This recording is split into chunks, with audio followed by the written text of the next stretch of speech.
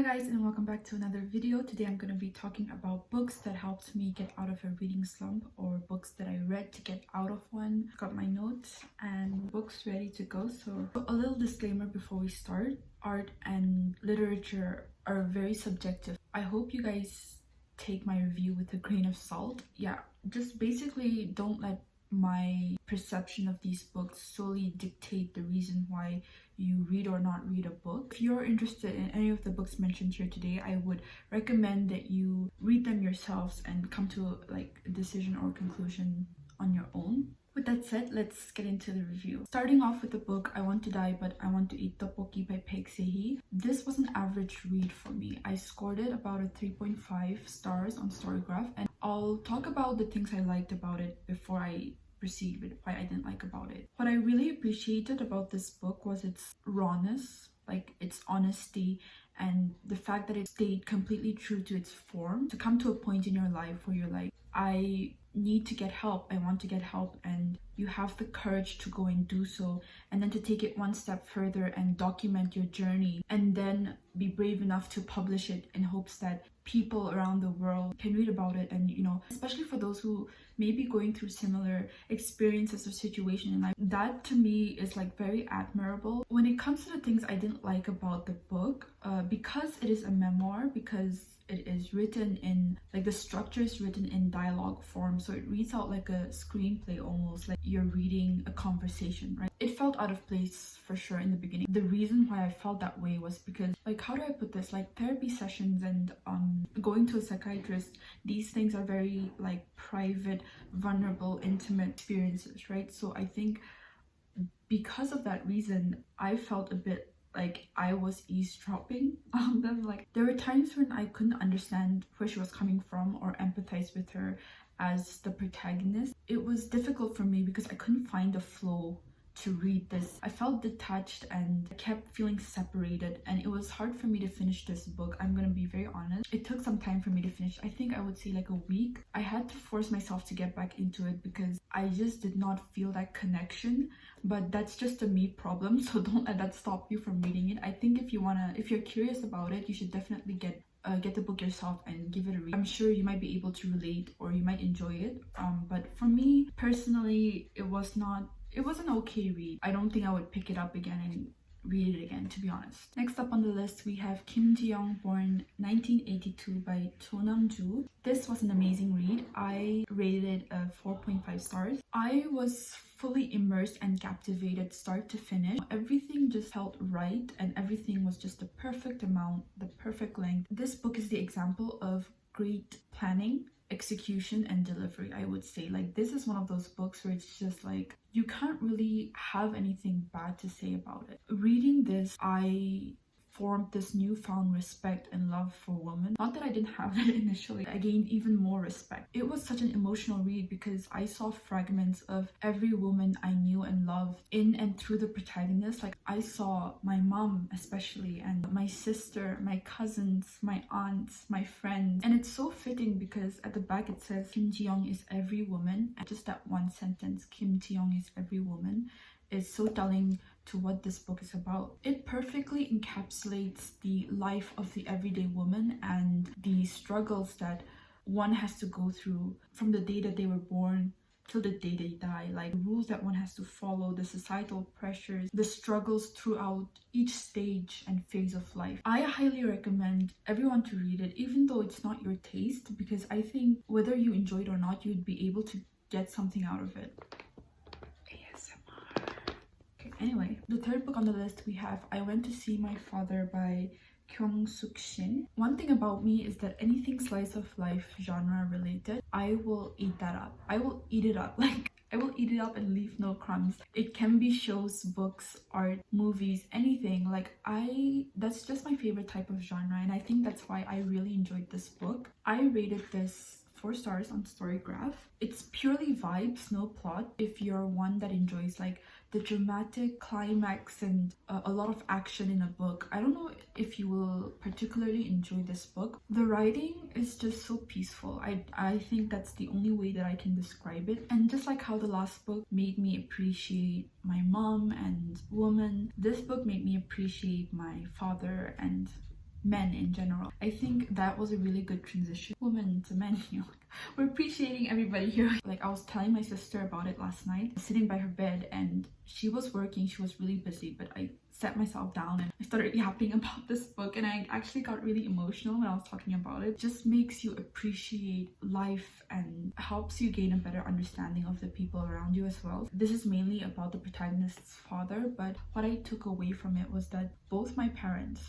everyone, as in like every parent, they had lives before their children, right? They were their own individual self with their own individual dreams and visions and what they want to become in life, their own sets of beliefs and principles and experiences that they went through. All of these things, they put themselves first, but the minute they became parents, everything took a back seat. Like, everything was secondary. The only thing that is their main focus is their child, and now their life has become not about them but their children, right? And basically the protagonist is realizing or getting to learn about her father's past and how he was his own person, and he's very different from the person that she knows today. And I think that just made me reflect on that as well. By the time I finished reading this book, I just remembered feeling emotional and very grateful for all the sacrifices that my parents had to make for me. My only criticism of this would be that it's a bit lengthy, like about 300 pages. The text is super small. I don't really like reading books that have like tiny text because my vision. But besides that, I really enjoyed it. Next up, we have Alman by Won Pyong Son. The one sentence I would use to sum up this book would be this line from the author's note: "But I have come to think that love is what makes a person human as well as what makes a monster.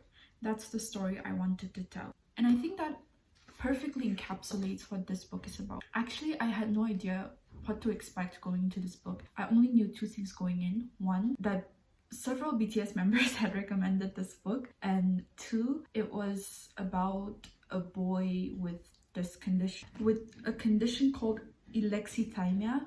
I think that's how you pronounce it, alexithymia, also known as emotional blindness. So when I started reading this, I was kind of surprised that the POV was written from the protagonist's point of view. That was a very fresh take, I would say. I don't think I've read a book where the protagonist struggling with a neurological condition like that is the one narrating the story. It was quite unique for me, and it was quite a new experience. Getting to know what goes through his head, or the things that he thinks about, or the way he tries to understand other people around him while he himself struggles to feel any emotions, was very enlightening and informative. Oh, also one of my favorite things about this book was that it has really short chapters. Like, I love it when authors do that, when they write short chapters. It makes me feel like I'm speed running it, even though I'm really not. Also, to comment on the relationship between the two characters. Yoonjae is the protagonist, but we also have another character called Gon. The story is basically about their relationship. I really enjoyed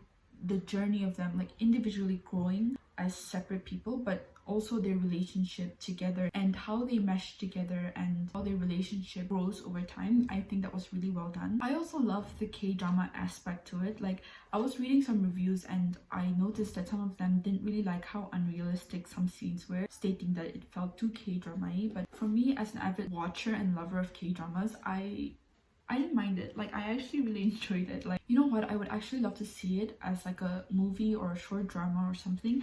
I think it would really translate beautifully on screen. It was a 4.5 for me, and I really learned a lot. Informative, loved it. The characters were so lovable. The next book I have, Cursed Bunny by Bora Jung, and all I have to say about this book is that it feels like a fever dream. I'm not gonna lie, I have not finished it. It's very thought-provoking. The stories are just weird. I don't want to give too much away. I haven't read all the stories yet, so maybe I can do a proper review of this when I'm done. I just wanted to include this in here because I did sort of read it a little bit, and it is Korean literature. So last but not least, we have Welcome to the Hyunamdong Bookshop by Hwang Boram. You guys know that Billie Eilish clip that goes like, every lyric, exactly how I feel. Every lyric, exactly how I feel. You hear me? Or look at my mouth. It's exactly how I feel. It's about my life. Only instead of the lyrics, it was the words, the vibe, the overall atmosphere for me. Also, this is one of those books that reads exactly how it looks. Like from the cover in itself, it looks very introspective and warm and calm, serene and fuzzy, and it gives that the author wow, like just wow, like wow. Her writing, her style, her flow, it's just impeccable. Like it's so good. I think I found my new role model. She is the standard, she's the goal. Like I aspire to be like her, to be as talented as her. And the fact that this is her debut novel, it's just mind blowing to me. She went from writing essays to creating a masterpiece, to creating this piece of literature. It's so evident that so much love and effort went into creating these characters and creating the world where they're living in and how they interconnect with one another. Like simply written, very easy to read, digestible, beautiful, warm, very, very wholesome. This book literally had everything I loved in it. Like it ticked all the boxes. Like it had deep and thought characters that were well fleshed out on their own, and then they came together to create this well-blended, cohesive group that worked together harmoniously to create this amazing setting, amazing atmosphere. And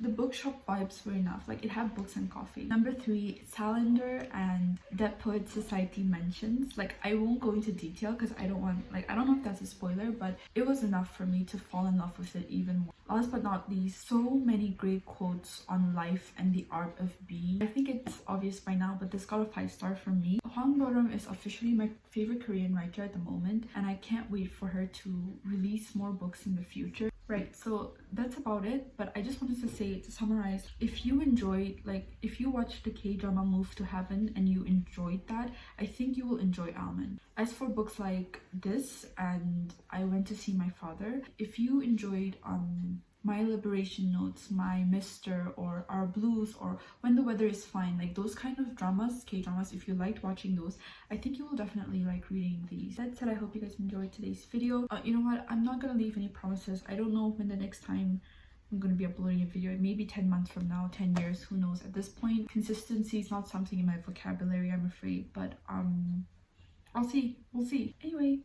I'll see you guys next time.